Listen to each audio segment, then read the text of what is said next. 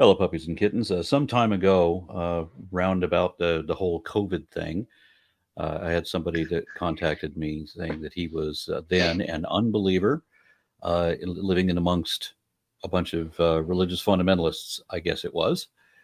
And then I got a message that he's a believer again, and so that's what we're going to be talking about. How did that happen, Joey? Welcome aboard. Do please Hey, walk how's it through going? your story. It's all right. It's all right. Thank you Yeah, very much. sure. Yeah, so all right, a little bit about my background. So I grew up in the typical fire brimstone Christian household.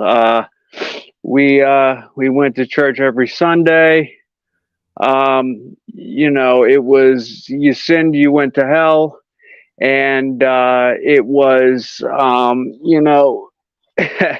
God's watching, you tell a lie, and you're going to hell. It was you give up something for Lent, you eat that thing for Lent, you eat that piece of chocolate you give up for Lent, you're going to hell.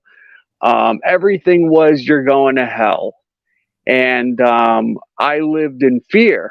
So I I grew up with a lot of anxiety because of that, and I grew up terrified of that, and I got indoctrinated with the whole CCD and all the communion and all that stuff, and you know I'm full Italian, so like that came with the culture, and that was like that's what you do, right? Like that's what you do, and like that's what your family does, and like I went along with it. I didn't really like question it because like that my skeptical side didn't come out yet. Like I didn't question anything yet because I was just doing what I was supposed to do at the time.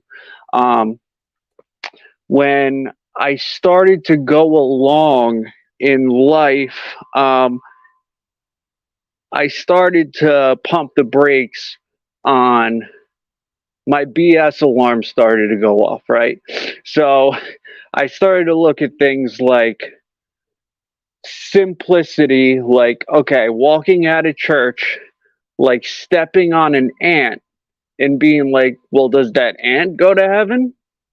Or like walking out of church and seeing that priest and being like, him telling me to do 7 Hail Marys after my confession and being like, well, why not 8 or 6? What's the difference? Like I don't understand the difference. Like little things here and there.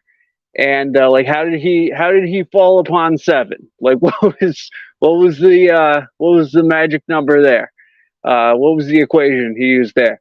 And little things that would just like pique my interest, and I would like start to question these things, and so I started to do my own research, and you know they say obviously the biggest way to become an atheist is read your own book, and so I did. I started to read my own book, and wow, uh, holy shit. It was insane, the stuff that's in there. Um, Yeah, the I'll Bible tell you is right now. pretty Um, crazy. yeah, no, it's absolutely insane. I'll tell you right now, I'm a Christian, and the things I'm going to say right now as a Christian is going to piss a lot of Christian people off.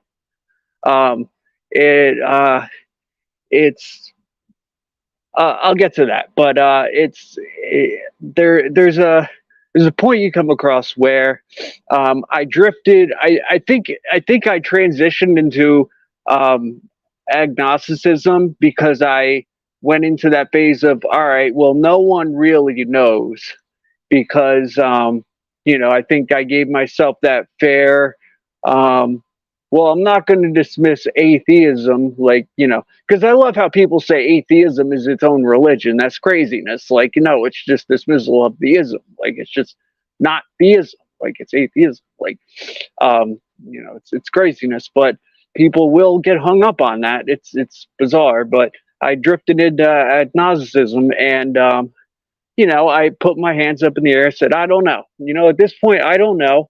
I'm nothing. And, That's where I'm going to say I am at this point. And that's when I was messaging you, Arn, because I was like, my family's pretty pissed off about this because I've pulled out of the circle of trust of going to, when they were like, you come to church this Sunday, and I was like, yeah, I'm not really into that anymore.